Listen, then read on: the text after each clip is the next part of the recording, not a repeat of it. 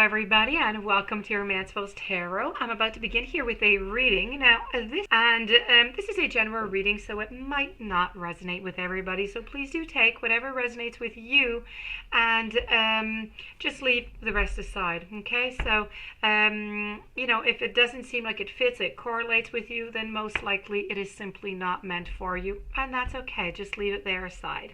If ever you do have any questions and you would like to have a personal reading, you can contact me at romancefulltarot@gmail.com, and I'll give you all the necessary information so we can go and find those answers for you.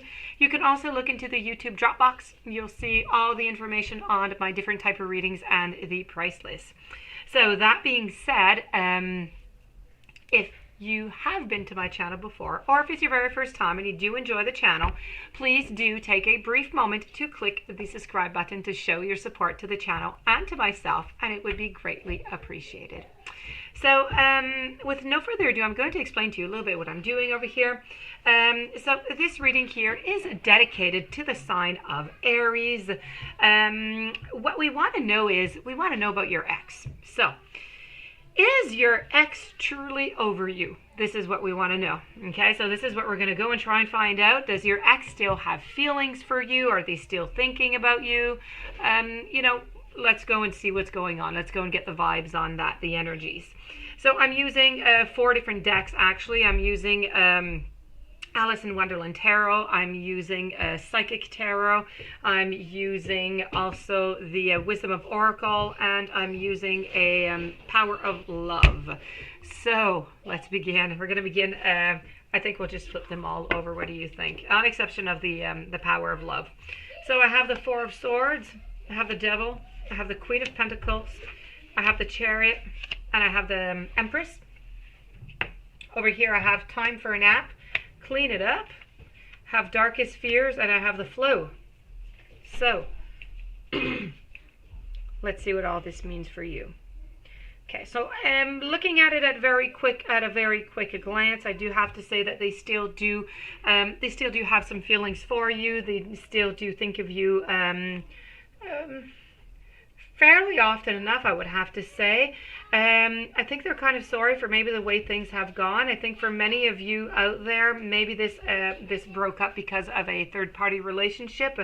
That was the reason of the breakup, and I really do think that they really are sorry for what it was that they had done, that this was not something that they... It was not something that they had planned, and it was not something that they would, if they were to redo it again today, they would have done things completely different. So this wouldn't have been the outcome, because they would have preferred to stay with you than to lose you. Here I have, I'm just going to move this card right down here. Over here I have the Empress, and the Empress is really all about, when you have pretty much everything into your life, but the only thing that you're missing here is love. This is how I'm feeling that your partner is feeling right now. They lost you, so they lost somebody that was very, very important to them, and they just haven't been able to find that again since you guys have not been together anymore. So they're kind of saddened by this, and they can't really return to the situation, don't really want to return to it. But that being said, they really are sorry, and they would have liked to have continued onto this path. Right now, what they're doing is they're just looking. They're trying to find their way as best as they can. They've put themselves into this mess because they let you go. And they just, they let you go. It was like playing, it was a little bit like playing a game. They were just a bit immature at the time, let's put it that way. And they didn't think about all the consequences that would be involved into it. And now they're left alone. They don't have any partner or anything. They're alone right now, and they're just trying to find their way. They're trying to find their way to somebody who, that they're going to be able to love again like they had loved you. The Queen of Pentacles here is really somebody who is worth, who's there whenever you need the person, okay, the Queen of Pentacles. So it's somebody who's always there to help you, who's always there to, who would always be there for you. So, I know that your partner is well surrounded. He or she, they do have some people that are around them to help them through this, to give them some advice. And, you know, they are seeking advice quite often, I do have to say. But I have to say that, as I said, I believe that there was cheating going on. But there was also a certain, some manipulation. There was a certain manipulation. There was some deceit. It was a little bit like a puppeteer game here going on when you did have this relationship. The devil here is just, it's their kind of tendencies. And it's often about toxic relationships, even maybe some obsessions every once in a while. So that could have been possible. Also, I don't know if they did have any problems on that side. If we move towards the Four of Swords, the Four of Swords is really just showing right now, as I said, your partner is alone. They're not in a relationship. This card here is really depicting that, you know what, we're back from battle or back from the ending of a situation, and we just need time for a nap. That's it. You know, some challenges are really complex, and when we just focus too much on them, they kind of seem to tie themselves into tighter knots, and they become even more impossible to unravel. And, you know, at this case, you know, then you just have to kind of, you know, let it go. The best way to do this is to focus on something else, and this is what they're doing. So they're trying to focus on something else because they tied so many knots into the last situation with you that, you know, it's become to a point where, you know, they just cannot return.